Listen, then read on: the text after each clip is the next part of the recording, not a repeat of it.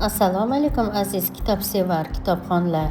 Toshkent tumani axborot kutubxona markazi sizlarga jadid adabiyoti namoyandalarini tavsiya etishda davom etamiz.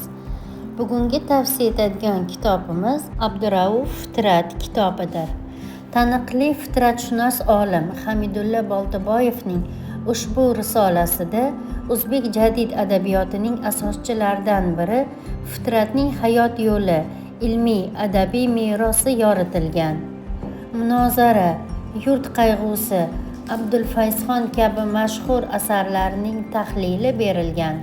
Shuningdek, risoladan Fitrat domlaning hikmatlari, ulug' olimlarning u zot haqidagi e'tiroflari o'rin olgan. Risola keng kitobxonlar ommasi uchun mo'ljallangan.